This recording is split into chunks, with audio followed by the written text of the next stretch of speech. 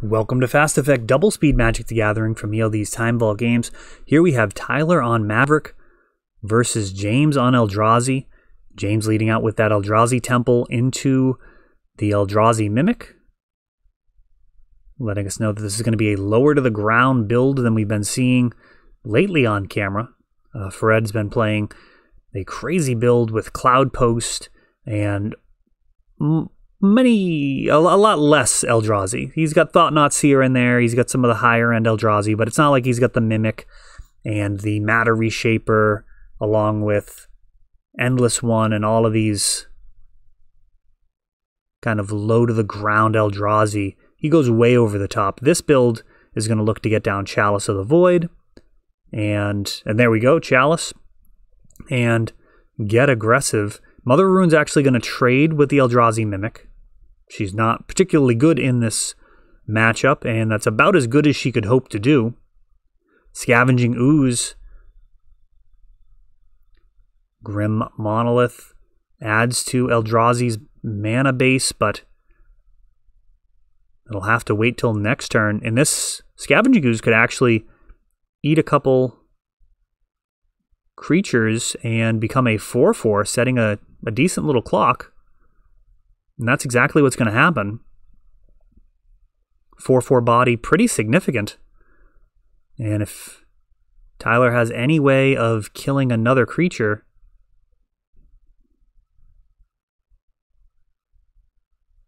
this could actually get even worse. Swords to Plowshares, Horizon Canopy, Wasteland. Nothing too exciting here for a Thought-Knot Seer to grab. Oh, I actually didn't catch that one. So he's got the Swords to Plowshares left with a Chalice at 1 out. Thought-Knot taking the best card in hand. Now Wasteland taking out the Blast Zone. And Tyler not going to press for a trade. Another Chalice comes down, this time off of City of Traders. And now Once Upon a Time.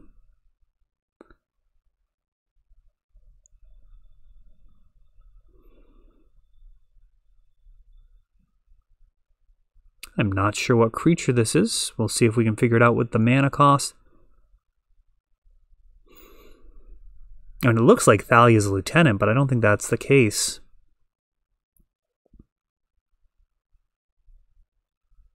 Oh, it's a Stoneforge Mystic. Okay, so it's going ahead, grabbing an Umezawa's Jitte out of the deck.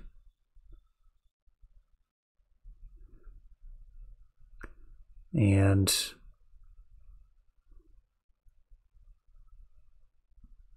an interesting choice.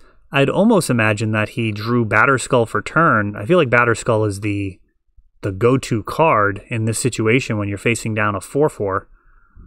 End step, he's putting in Umezawa's Jitte. And a Thalia. Equipping. And James is going to be fine trading that Scavenging Ooze in for the Thought-Knot Seer. It could have been a much bigger problem.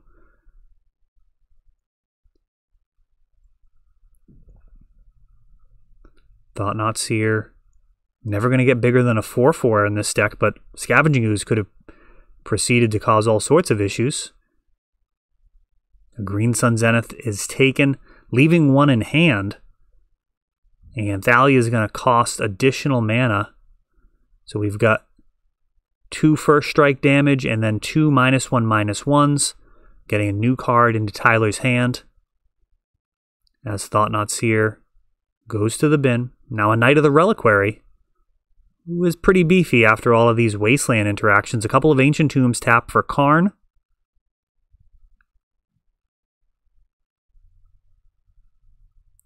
And you are not going to stand up a Karn, sir. James maybe reading these interactions for the first time. It's one of the amazing things about Legacy is the depth of variety of incredibly potent decks. Everything's turning sideways. Karn is out of there. And counters added to the Umezawa's Jite. And this feels like it's probably over with this next card drawn, going down to 3. And yeah, that'll do it.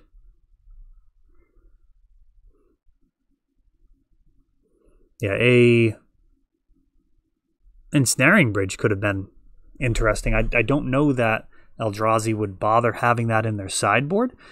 They're going to have a tough time winning with it out, so it seems like it's probably not worth the slot. But most decks that do run Karn do actually run an ensnaring bridge. I wouldn't be surprised. I would be surprised if James actually had access to that card, given that, I mean, in order to win through that, I guess you actually just get a Karn out, get the ensnaring bridge, and then eventually use your Karn to get Mycosynth Lattice, drop that, and then you can eventually let yourself build out of the lock just with your draw steps. I don't know. Could be worth it. Let me know what you think, if it's actually worth a spot in the sideboard, if it does enough to stop a deck like Maverick that does need to attack you in order to win. All right, so Tyler mulls. We see a Leyline of the Void and a Chalice at 1, so James really concerned about Knight of the Reliquary. Eldrazi Mimic off of the City of Traders. And Cavern of Souls getting rid of the city right away. Very often it's worth it to wait until you can use that extra mana from the city. We'll see how much more mana James has in his hand. Green Sun Zenith X equals 1. Able to get down a 1 casting cost creature despite having this Chalice at 1 out. And Hex Drinker can do some serious leveling up over the next few turns if this is going to be a bit of a slog. Eldrazi Mimic happy to trade. Tyler wants no part of that.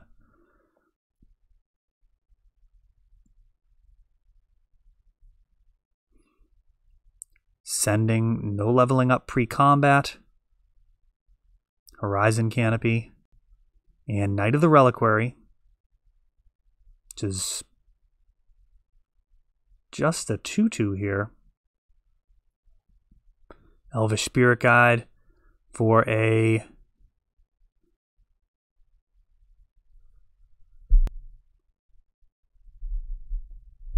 okay, so Reality Smasher smashing in there along with Eldrazi Mimic for 10 damage.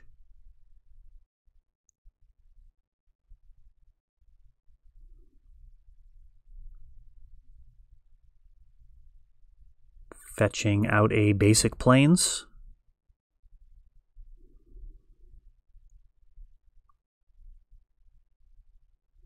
And now Umezawa's Jite and equipping on the Hex Drinker. He's going to turn sideways, get some counters. I'd imagine Eldrazi Mimic is going to just get taken out here. And he does. And Reality Smasher does have Trample.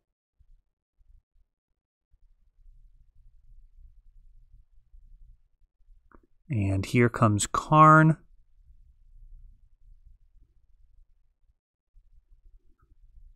And, oh, it looks like a little bit of a jump to the gun there. So going to remove the counter pre-combat.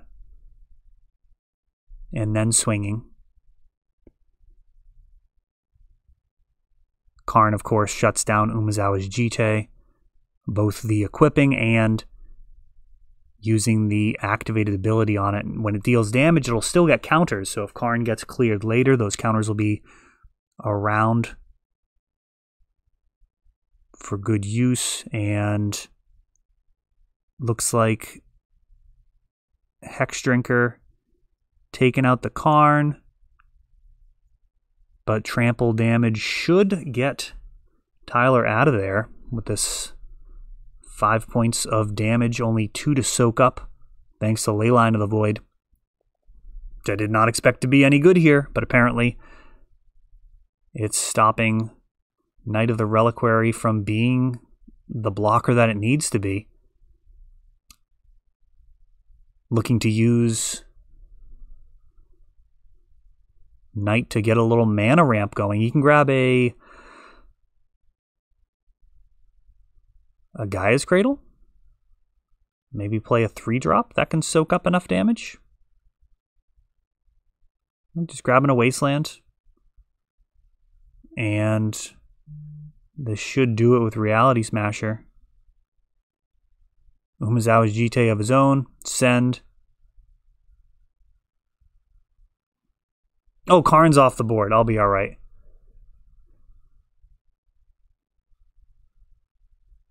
We do these in one take.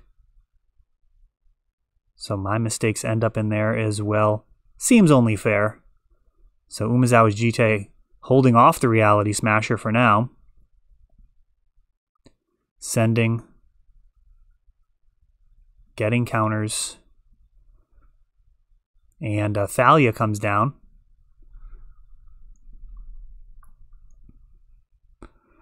And now something needs to block.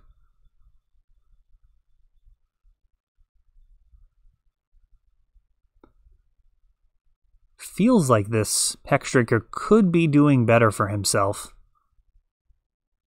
Reality Smasher turns sideways.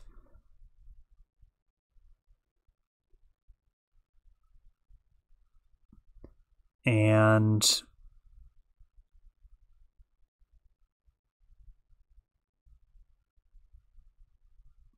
trying to sort out what they are doing here. So there's life gain.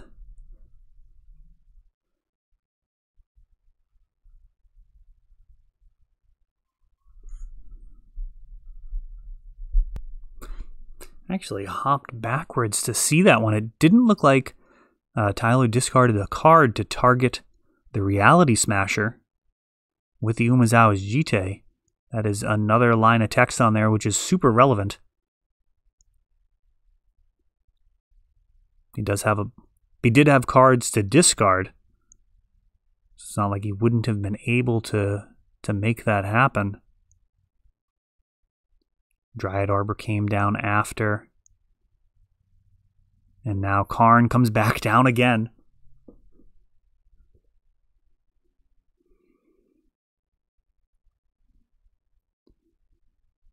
And Tyler going to go ahead and gain the life in response to Karn.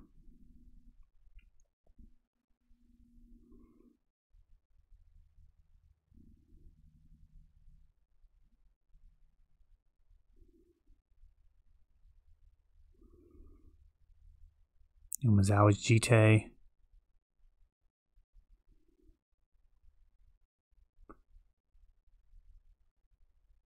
And wow. I mean, Tyler scooped his cards up first, but I'm pretty sure he just won. Perhaps James verbally said that he is conceding as Tyler picks that one up. Creatures ultimately proved a little bit better. I think the Leyline, it's tough to say. It felt like a dead card. It did keep the Knight of the Reliquaries in check. Now, let me know what you think about siding that in this matchup. It feels like it may not be worthwhile, but I mean, bigger creatures are certainly a problem. Knight of the Reliquary or Scavenging Ooze getting really large are going to make it very difficult to win with some 4/4s and 5/5s if they're not the biggest thing on the battlefield. That is all for this one, but don't worry, there is a lot more. You can check out our older videos, and we're always putting out new videos from ELD's Time Vault Games in Bellingham, Massachusetts. If you want to help the channel, of course, you can like, subscribe, share, tap that notification bell so you can know the next time our new videos come out. Thanks for watching.